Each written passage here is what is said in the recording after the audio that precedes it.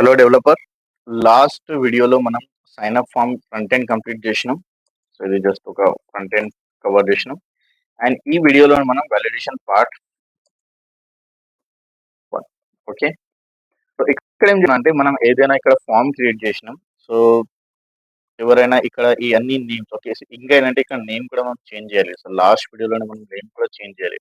So ఇక్కడ మనం last name mention చేయాలి. ఇక్కడ కూడా నేమ్స్ ఈమెయిల్ మెన్షన్ చేస్తున్నాం.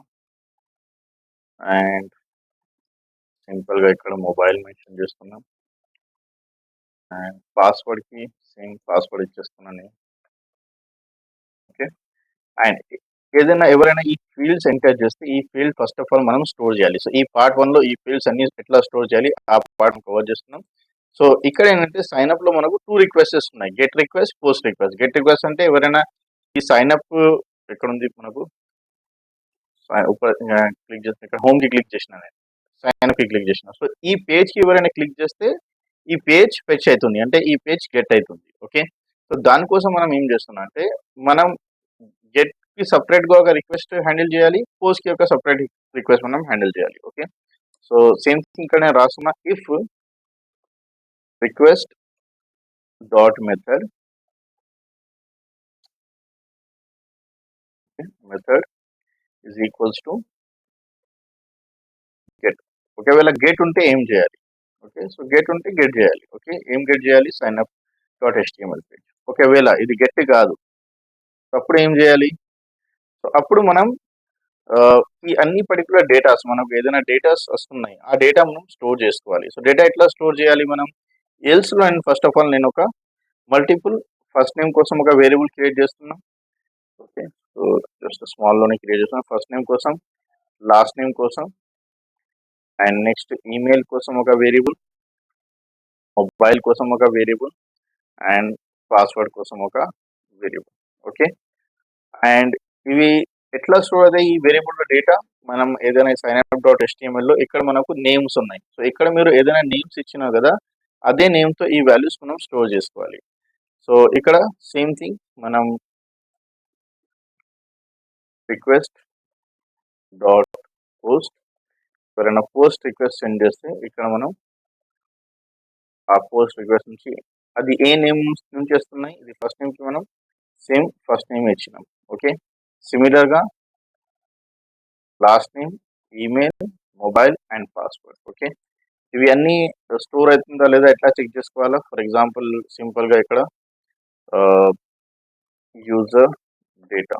ఓకే. ఒక వేరియబుల్ క్రియేట్ చేస్తున్నాం.